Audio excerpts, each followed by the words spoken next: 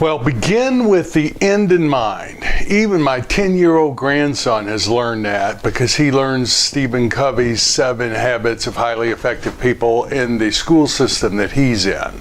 Begin with the end in mind. Let's see how that applies to our self-storage business. My name's Mark Helm, and I'm the author of Creating Wealth Through Self-Storage, and I'm the creator of the Self-Storage Quick Start Academy. And I support the small investor who wants to get in the self-storage business or who wants to grow their self-storage business, strategically do so in a way that creates true wealth and a fulfilling career. And begin with the end in mind. What is your exit strategy? So when I'm working with someone new and we're designing their business strategy, we spend a lot of time on this. What is your exit strategy? Why is that so critical, especially before you put your first self-storage facility into service? Why is this so critical? It will affect every decision you make during the hold of that self-storage facility. So for example, if your exit strategy is to hand off this facility to the next generation, and assuming the next generation really wants it, but if that is your exit strategy, that will inform you whether you're going to repave the parking areas or repave the drive lanes.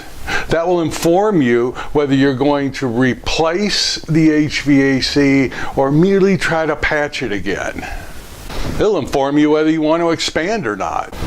You know, our exit strategy has been to design a portfolio and facility by facility have something that an institutional player or a REIT would buy. That informs us on every decision we make, whether to expand it.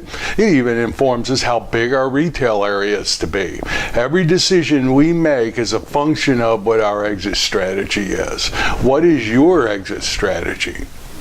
So traditionally there's a number of good exit strategies. Let's talk about real estate as a whole, for example. So here are the classic exit strategies. Wholesale out. So an example of this would be to buy raw land, entitle it, get it ready to go, then wholesale it out.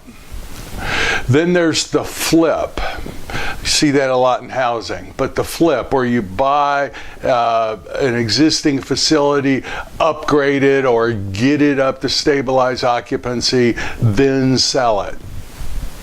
There's the buy and hold, which is the traditional one everyone thinks about, where you get the cash flow and the ongoing depreciation and cash flow and all the benefits of owning real estate and self-storage. And then there's seller financing. Another good exit strategy is when you're done, turn around, sell it on seller financing, assuming that there's no debt on the property. And in that way, you still enjoy a cash stream on the property after you have completed your ownership hold.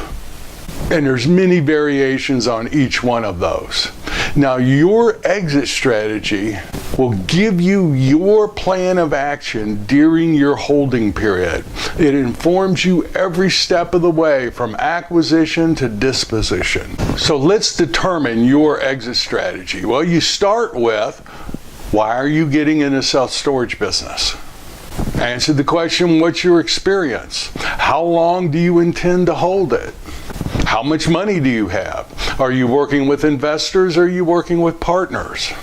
What are the current market conditions? And where are we in the economic cycle? All of these questions and more come into your exit strategy. It's really critical. I'm not just saying this. It's critical that you start with an exit strategy in mind. You know, early in my career, I got in literally any real estate deal I could get in. If I could get in it, I got in it. No money down, whatever. Somebody let me in, I would get in it. Very few of those deals ever made me a profit. Just because you buy self-storage doesn't mean you're going to be making a profit. You have to be strategic, especially in today's market. This is becoming a very sophisticated business.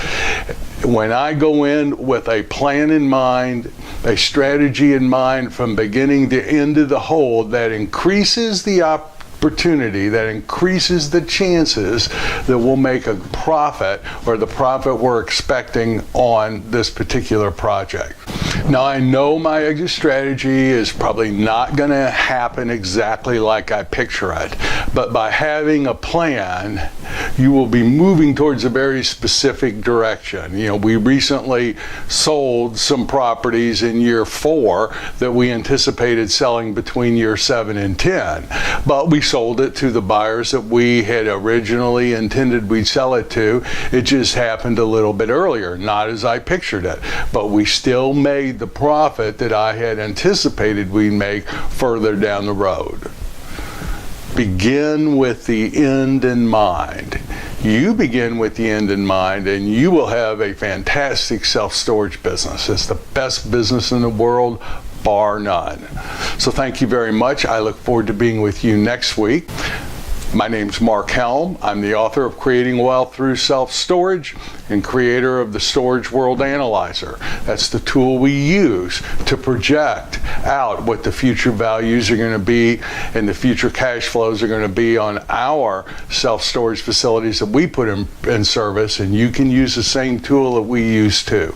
StorageWorldAnalyzer.com or CreatingWealthThroughSelfStorage.com. Thank you very much. I look forward to being with you next week.